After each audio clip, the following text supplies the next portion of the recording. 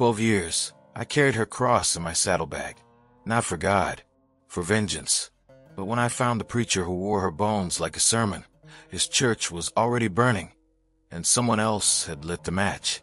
Now I had to choose. Save a stranger's flame, or let justice burn alone. The answer cost me everything.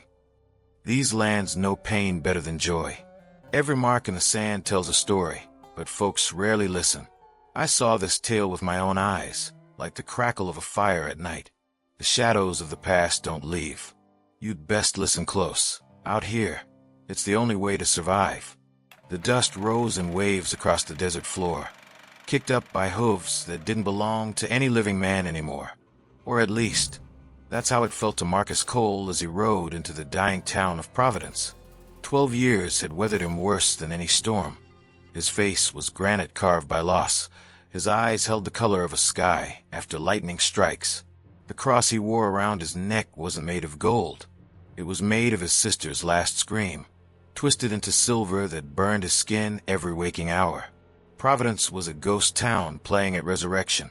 The church stood in the center, whitewashed, pristine, almost mocking in its cleanliness compared to the crumbling adobe buildings surrounding it. The irony wasn't lost on Marcus. A man like Father Mathew Crane built his kingdom on lies, and lies required pretty packaging. The reverend had come here 3 years ago, fleeing from the territories where his past still drew breath. Marcus had tracked him through 5 states, across deserts that tried to bury his rage, through winters that should have frozen his heart solid. But the heart didn't freeze when it was already dead. Marcus dismounted slowly, his boots pressing deep into the sun-baked earth. His hands moved to adjust the Winchester slung across his back, a ritual more than necessity. Everything he did now was ritual, preparation for a moment that had been rehearsed 1,000 times in the darkness behind his eyes. The reverend would be at evening service. Marcus had learned Crane's patterns like a hawk studies the movements of rabbits. Every sunset, he gathered a small congregation, mostly women, mostly broken, and preached about redemption. The irony again, a man who'd shattered lives speaking about putting them back together. As Marcus approached the church doors, a sound stopped him. Not voices, something rawer, a child crying. Marcus's jaw tightened. He'd steeled himself for many things on this journey, but the sound of suffering children still carried power to wound him. He pushed through the doors. The interior was dim, lit by candles that cast trembling shadows across wooden pews. At the altar stood Father Crane, but not as Marcus had imagined him these 12 years. The man was older, yes, but something else had changed.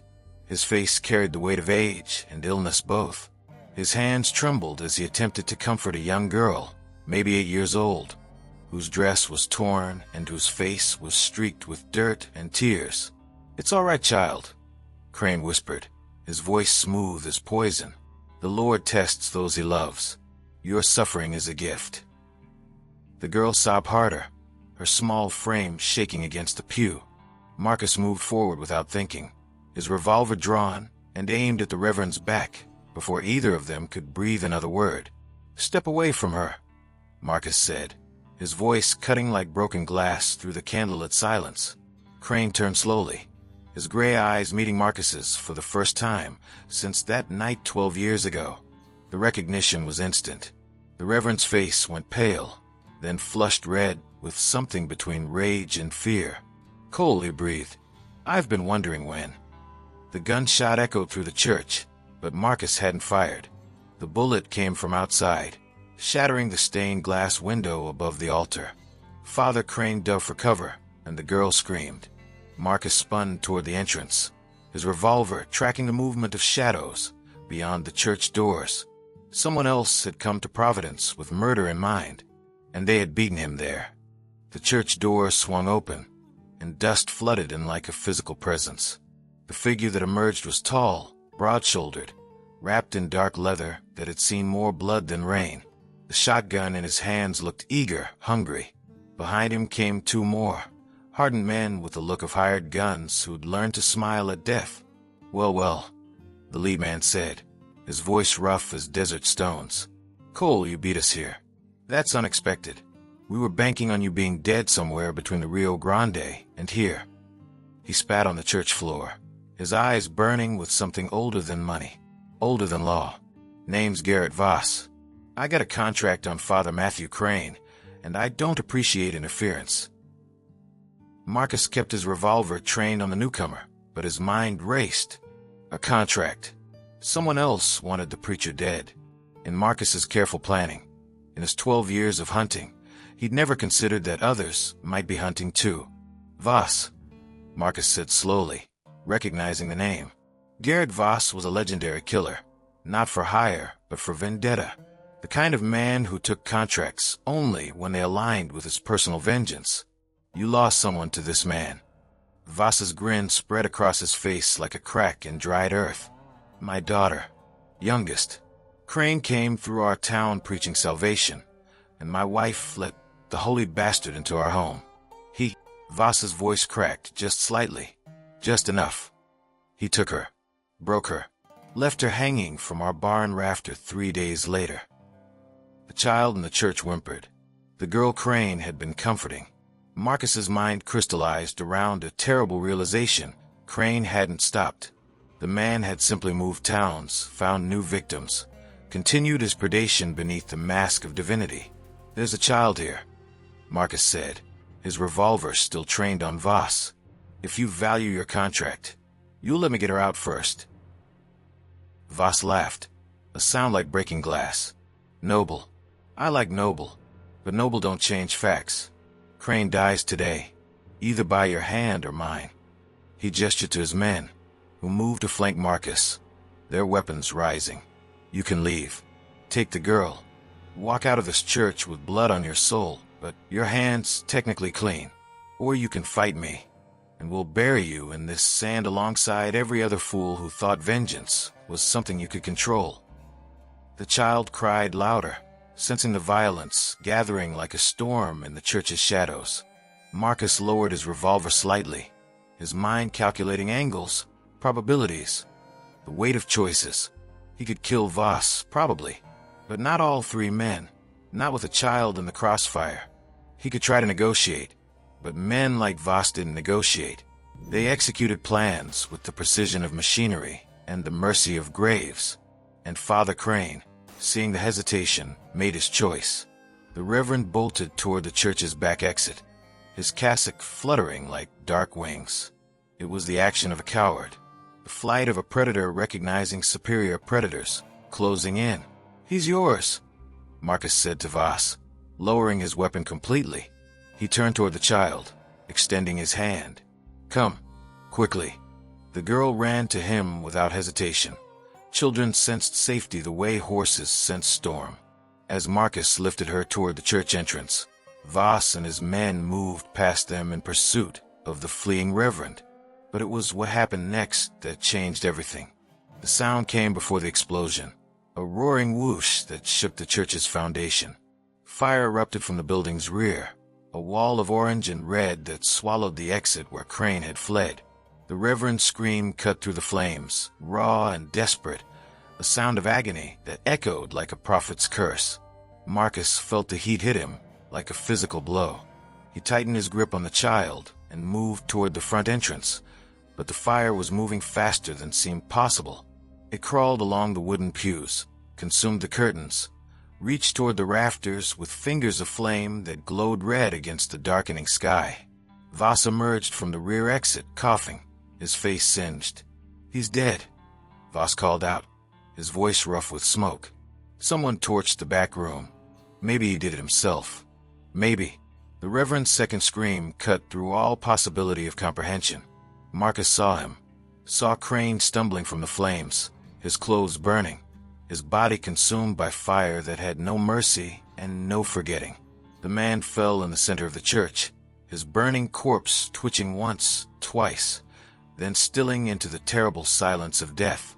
Marcus shielded the child's eyes, but it was too late. She had seen. Children always see the worst parts. That's what stayed with them. The fire continued its consumption. The church, that pristine monument to lies, began to crack and collapse. The stained glass windows shattered in the heat, sending shards falling like tears. Outside, people from the town began appearing, running toward the church with buckets and desperate courage. "We have to get her out," Marcus shouted over the roar of flame. But Voss was staring at the burning remains of Crane, his expression confused. The fire wasn't mine," he said slowly. His eyes moved toward Marcus. "You saw that. Someone else lit it." Before Marcus could respond, one of Voss's men came running from the side of the church. "Boss, there's someone on horseback, heading east. Fast. Carrying a torch with them. Didn't see their face, but—" "Damn it," Voss cursed. His hands moved to check his weapons. "Not one of mine. Someone beat me to the execution. Someone who wanted Crane dead worse than me." The child began coughing from the smoke. Marcus pushed through the gathering crowd, carrying her toward the edge of town. Behind him, the church became an inferno, a funeral pyre for secrets that would never now be fully excavated. But as Marcus watched the figure disappearing into the desert darkness, riding east with the torch still bright in their hand, a terrible understanding began to take shape. Someone else knew about the preacher. Someone else had hunted him. And someone else had decided that fire was the only proper justice. Marcus set the child down with one of the town women and made a decision that would echo through the next 12 hours like a second scream. He was going to follow that rider. He was going to find out who else carried a vendetta against Father Mathew Crane, and why they had chosen to steal Marcus's revenge before he could claim it himself. The desert at night was its own kind of death. The stars provided just enough light to see the horse tracks pressed into the sand, but not enough to see where they led. Marcus rode hard, his jaw clenched against the dust, his eyes locked on the trail that disappeared eastward into the vast emptiness. Voss had stayed behind to deal with the burning church and the questions from the town, but Marcus knew the other hunter was there, could feel it in the way the wind carried the scent of torch smoke mixed with something else. Vengeance had its own smell. It smelled like scorched flesh and betrayal. The rider was good. They didn't make mistakes, didn't break their pace even when the terrain grew treacherous. Marcus had to slow occasionally to read the tracks, and each time he did, he wondered if he was being led deliberately. Hunters sometimes set traps for other hunters. By the second hour of riding, Marcus caught sight of the figure, just barely, a silhouette against the thin light of the waning moon, sitting atop a horse on a ridge that overlooked a narrow canyon. The torch had been extinguished, but the smoke still rose from their figure. They didn't flee. They waited. Marcus rode toward them slowly, his hand near his revolver, but not on it. Showing aggression too early in a conversation like this one often meant blood spilled before understanding could speak. As Marcus closed the distance, details became visible. The rider was smaller than Marcus had expected. Narrow shoulders, a frame that spoke of years of hardship rather than natural stature. And when they turned slightly, Marcus saw the face partially illuminated by starlight. A woman, probably in her early 30s, with a scar running down the left side of her face, from temple to jaw. Her eyes held the same darkness that Marcus carried, the same weight of loss that bent spines and aged souls. "Marcus Cole," she said, her voice carrying no accent but no familiarity either. "Been a long time since I've seen your name on a wanted poster." "We've met?" Marcus asked, though something in his gut told him no. This woman was new, but her knowledge suggested a history. "Once," she replied, "though you wouldn't remember. You were too drunk on vengeance to notice anyone else." She tilted her head, and the starlight caught the scar more fully. "My name is Catherine Reeves. Father Mathew Crane didn't just break my daughter. He broke 12 others before she found the rope in that barn. My daughter survived the hanging. She didn't survive what came after." Marcus felt something shift in his chest. He'd known Crane was a predator. The killings had confirmed that. But the scope of it, the sheer magnitude of suffering this single man had inflicted, struck Marcus with new force. "Why kill him tonight?" Marcus asked. "Why not let the law?" "The law?" Catherine's laugh was bitter as ash. "The law protected him for years. The law looked the other way when girls went missing from the territories. The law pretended that a man in a reverend's collar couldn't possibly commit such sins. She raised her hand, and Marcus saw she was holding something, a leather journal. These are the names. 43 girls, Marcus, that we know of. 43. And for each one, there was a family that begged for justice. And for each one, the law said there wasn't enough evidence. Marcus felt the weight of those names like stones in his chest. His sister, just one. One name among dozens. So you decided fire was the answer? Marcus said quietly, I decided that sometimes the law is a weapon too slow to stop a running monster. Catherine replied, I've been following Crane for 3 years, Marcus. 3 years of tracking him through deserts and small towns, watching him build his churches and gather new victims. I could have shot him 100 times, but bullets were too quick, too easy. She gestured toward the burning church visible in the distant western sky. He deserved to burn the way he burned inside. He deserved to feel pain the way his victims felt it. Marcus understood the logic. More than that, he understood the hunger behind it. But understanding didn't mean agreement. There was a child in that church, Marcus said. A girl, maybe 8 years old. She saw what you did. She'll carry that burning for the rest of her life. Catherine's expression shifted, just slightly, but enough. The hardness cracked, revealing something softer beneath. Regret, perhaps. Or the complicated weight of choices made with certainty that turned out to have collateral damage. I didn't know, she said quietly. Crane moved so fast between locations. I didn't have time to learn his patterns like you did. No, Marcus said. You just burned the church and hoped. A long silence passed between them. The desert carried it like an echo. What are you going to do?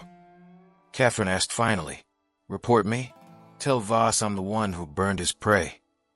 Marcus looked at her, really looked at her, and saw his own reflection. A person consumed by hunting, by the need for vengeance, by the belief that pain could balance pain. The only difference between them was that Marcus had come first. He'd chosen to wait, to be methodical, to preserve something of his humanity even as he hunted. Catherine had moved past that. Catherine had burned. I'm going to ride back, Marcus said slowly. Tell them the fire started accidentally during a struggle. It's close enough to truth that nobody will question it. And you're going to disappear. Find somewhere that doesn't have ghosts riding alongside you. Catherine's eyes widened slightly. You're letting me go? I'm letting both of us go, Marcus replied. Crane's dead. My sister's cross can rest now. And maybe that child won't remember the fire as clearly if I don't keep stoking it with my hunting. He turned his horse back toward Providence, but Catherine's voice stopped him. Marcus, she called. Did it help? All those years of hunting, did it bring her back? Marcus didn't turn around. He just spoke into the darkness. No, it just made sure her death meant something. Maybe that's all we can ask for. By the time Marcus returned to Providence, the fire had burned itself into ash and memory. The church stood as a blackened skeleton against the pre-dawn sky, its rafters open to the heavens like bones offered in surrender. Voss was waiting at the saloon, a drink in his hand, his men stationed around the town like vultures anticipating a feast.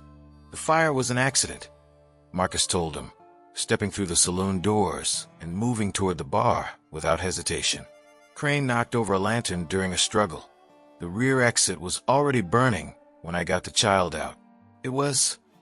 Marcus paused, letting the lie settle into something resembling truth. Quick, at least that much. Voss studied him for a long moment, his eyes moving across Marcus's face like a predator reading the subtle shifts of prey. Then he smiled, not kindly, but with something approaching respect. You're a better liar than I expected, Voss said. He raised his glass toward Marcus. Here's to justice, however it arrives. The toast was to more than Crane's death. It was to the understanding that had passed between them, that there were some stories that were better left unfinished, some truths that served no one. But as Marcus drank, he felt the cross around his neck suddenly heavy in a different way, not with the weight of vengeance anymore, but with the weight of having stepped back from it, the weight of having chosen mercy. Or at least, having chosen to allow mercy to exist. Voss left Providence at sunrise, his men following like shadows. He didn't ask questions about the fire. He didn't pursue Catherine. He simply took his daughter's piece and rode into the desert to find whatever came next for a man like him. Marcus stayed another day. He used it to find the child, the girl whose name was Sarah, and arrange for her placement with a family in a nearby town. He paid for her passage with money he'd been saving for years, money that was supposed to mark the end of his hunting. As it turned out, it marked the beginning of something else entirely. On the evening Marcus prepared to leave, he found Father Crane's journal among the church's burned remains. Somehow, it had survived the flames, protected by the very stone altar that had hosted so many lies. Marcus sat beneath the stars and read through the names, through the justifications Crane had written in his own hand, through the documentation of his own monstrosity. 47 names, not 43. 47 girls whose lives had been burned away by a man who'd hidden behind Scripture. Marcus thought of Catherine Reeves, riding somewhere into the vast darkness of the territories. He thought of the child he'd saved from the church. He thought of his sister Margaret, who had been the first, but not the last. The cross he wore around his neck had been made from the silver Maria Reeves had given him years ago, when they were both just beginning to understand loss. He twisted it himself, forged it in a hotel room, while burning with the need to make pain into something tangible. That night, Marcus took the cross off his neck. He buried it beside the ruins of the church, not as an act of forgetting, but as an act of releasing. The past would always be there. The names would always echo. But perhaps they deserved to be carried by more than just the living. Perhaps some weight was too heavy for one person's shoulders. As Marcus rode out of Providence at dawn, he didn't look back. The desert behind him contained enough graves already. What mattered was finding a path that didn't lead to more. 3 months later, Marcus found himself in a town he'd never heard of, in a saloon he didn't intend to enter, speaking to a woman whose story would change everything he thought he'd learned about justice. The town was called Redemption. Apparently settlers had a sense of irony, and it was the kind of place where drifters came to disappear. Marcus was heading south, planning to lose himself in the territories where no one asked questions. The saloon was crowded, loud with the kind of noise that came from men trying not to hear their own thoughts. He was on his second whiskey when she walked in. Catherine Reeves, but different. Her scar seemed lighter somehow, or perhaps that was just the bartender's poor lighting. She was wearing a simple dress instead of dust-covered riding clothes. She didn't have a gun visible, but Marcus knew better than to assume she was unarmed. Their eyes met across the room. Neither of them looked away. She moved to sit beside him without asking permission. The bartender started to object, but Marcus gestured him away. Some conversations required privacy. "You're heading south," Catherine said. It wasn't a question. "Mexico, I think," Marcus replied. "Maybe further. Somewhere I don't carry a past like a second shadow." "That's not how it works," Catherine said quietly. "The past rides with you no matter how far you run. I've been running for 3 months, Marcus, and every night I see those 12 girls. I see them burning. I see them asking me why I traded their memories for my revenge." Marcus felt something crack inside him. "I tried to tell you." "I know what you tried to tell me," Catherine interrupted, "and it would have been easier if I could ignore you. But I can't." She pulled a small leather notebook from her bag. Not Crane's journal, but something newer. "I've been documenting the cases. The girls, their families, the places where the law failed them. I'm putting together a report, evidence that's going to be turned over to federal authorities.